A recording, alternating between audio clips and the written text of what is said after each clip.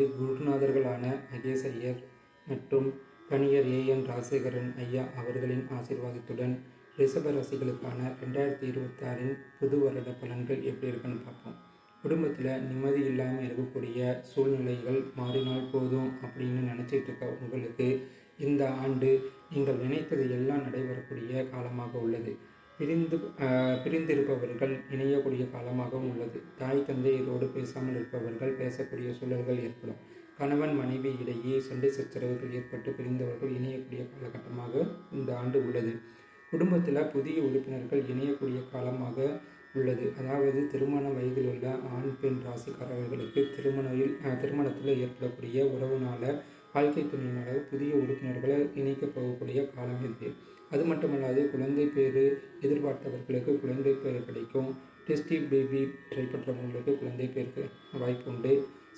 ஒரு சிலருக்கு பார்த்தோன்னா காதல் ஏற்பட வாய்ப்பு உண்டு. அதில் காதல் செய்து கொண்டிருக்கும் நபர்களுக்கு வீட்டில் சம்மதத்துடன் காதல் வித் அரேஞ்ச்டு மேரேஜ் நடக்கிறதுக்கு ஏற்பாடுகள் நடைபெறும். இடமாற்றம் எதிர்பார்த்தவர்களுக்கு அதாவது வாடகை வீட்டிலிருந்து சொந்த வீட்டுக்கு செல்லக்கூடிய காலகட்டம் இந்த ஆண்டு உங்களுக்கு உள்ளது. வெளிநாட்டுக்கு போகிறவங்களுக்கு வாய்ப்பு ஏற்படும். படிக்கவோ அல்லது வேலை செய்கிறதுக்கோ போகிறதுக்கு வாய்ப்பு ஏற்படும். வெளிநாட்டில் தங்கியிருக்கும் ரிஷபராசினியர்களுக்கு அங்கேயே சிட்டிசன்ஷிப் வாங்கணும் அப்படின்ட்டு நீங்கள் முயற்சி செஞ்சுட்டு இருந்தீங்கன்னா இந்த ஆண்டு உங்களுக்கு கண்டிப்பாக கிடைக்கும். மார்ச் மாதத்திற்கு பின்னர் பொருளாதார முன்னேற்றம் அடையக்கூடிய காலமாக இருப்பதால் அதுவரை கொஞ்சம் மௌனம் காக்கணும். பணம் சார்ந்த விஷயத்தாலும் சரி, குடும்பத்தில் இருக்கக்கூடிய பிரச்சனையாலும் சரி, மருந்தாக மௌனம் ஒன்றே இருக்கும். சரிங்களா? அடுத்து வர காலத்தில் உங்களுக்கு இந்த மௌனம் கரெக்டான ரிசல்ட்டை கொடுக்கும். வீட்டில் உடல்நிலை சரியில்லாத அல்லது சில வியாதிகளுக்கு மருந்து எடுத்து கொண்டிருக்கிறவங்களுக்கு ஜூன் மாதத்திற்கு பின்னர் அந்த மருந்தினுடைய தன்மை அவங்களது உடலுக்கு ஏற்றவாறு அவர்களுக்கு நலம் சேர்க்கும். விற்பனை செய்ய முடியாமல் இருக்கக்கூடிய நிலத்தினுடைய டாக்குமெண்ட் பிரச்சனை எல்லாமே இந்த ஆண்டு தீர்ந்து விற்பனையாகக்கூடிய காலமாக இந்த ஆண்டு இருக்கும். பேச்சுத்துறையில் இருப்பவர்கள் கொஞ்சம் தன்னுடைய நற்பெயர்களை கெடுத்து கொள்ளாத அளவு எந்த ஒரு விஷயத்தையும் தரவு இல்லாமல் விமர்சிக்க வேண்டாம். நன்கு யோசித்து பேசினீங்கன்னா இந்த ஆண்டை வெற்றி கொள்ள உங்களால் யாராலும் வெற்றிக்கொள்ள முடியாது. புதிய தொழில் செய்யும் வாய்ப்பு ஜூன் மாதத்திற்கு பின்னர் ஏற்படும்.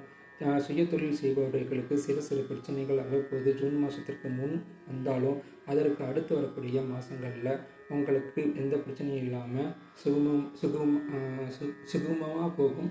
கடன் வாங்கி இருந்தாலும் ஓரளவு அதனை கட்டி வெளியேறக்கூடிய சூழ்நிலைகள் ஏற்படும். எதிர்பாராத விதமாக நண்பர்கள் மூலமாக தனலாபம் ஏற்படும். கூட்டு தொழில் செய்கிறதுக்கு வாய்ப்புண்டு. ரியல் எஸ்டேட்டு, கமிஷன், மண்டி போன்ற தொழில்கள் செய்கிறதுக்கும் வாய்ப்புகள் ஏற்படும்.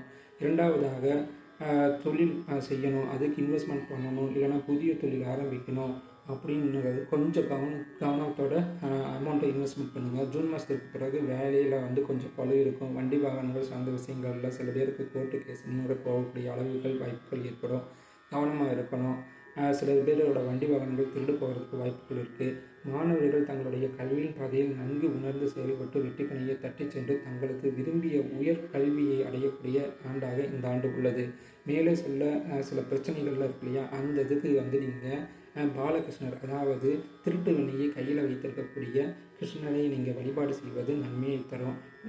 Wish you happy new year to all.